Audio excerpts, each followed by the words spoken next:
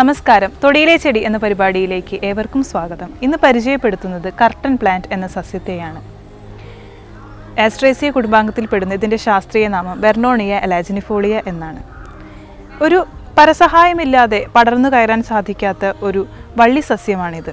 അതുകൊണ്ട് തന്നെ ഒരല്പം ദൂരം ഇത് പടർന്നു കയറിയാലും ഇതിൻ്റെ തണ്ടുകൾക്ക് തീരെ ബലമില്ലാത്തതിനാൽ ഒരു കർട്ടൻ പോലെ ഇത് താഴേക്ക് വീണ് പടർന്ന് വീഴുകയും ചെയ്യും. അതുകൊണ്ട് തന്നെയാണ് ഇതിനെ കർട്ടൻ പ്ലാന്റ് എന്ന പേര് വരാൻ തന്നെ കാരണം.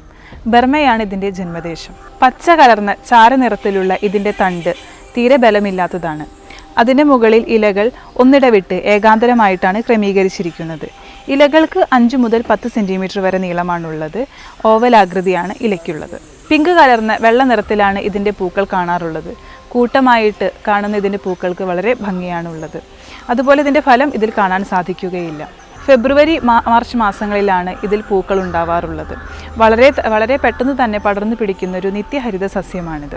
ഉദ്യാനങ്ങളിലും അതുപോലെ വീടിൻ്റെ പുറത്തൊക്കെ അലങ്കാരമായിട്ടും തണൽ തരാനും ഈ കർട്ടൻ പ്ലാന്റ് ഉപയോഗിച്ചു വരാറുണ്ട്. അതുപോലെ തന്നെ വാതത്തെ ഹനിക്കാനുള്ള ശേഷിയും ഇതിനുണ്ട്. ഇതിൻ്റെ കൂടുതൽ ഔഷധ പ്രയോഗങ്ങളെക്കുറിച്ച് ഡോക്ടർ CM ശ്രീകൃഷ്ണൻ വിശദീകരിക്കുന്നതാണ്.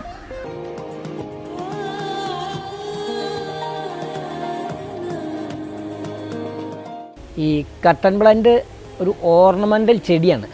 അതിന് പടർന്നൊരു വള്ളിയാണ്. അതും നമ്മൾ ഈ ഔഷധത്തിനായിട്ട് ധാരാളം യൂസ് ചെയ്യുന്നുണ്ട്.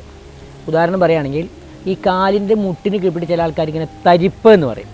ആ തരിപ്പുള്ള ആൾക്കാർക്ക് ഇതങ്ങനെ കഷായം വെച്ചിട്ട് ഇളം ചുടുക്കൻ ഇങ്ങനെ ധാര ചെയ്ത് കഴിഞ്ഞാൽ ആ തരിപ്പ് കുറയും. ഈ സുക്തിവാദ നിബർഹണം, സുക്തിവാദത്തിന് വളരെ നല്ലതാണ് ഈ കർട്ടൻ പ്ലാന്റ് എന്ന് പറയുന്നത്.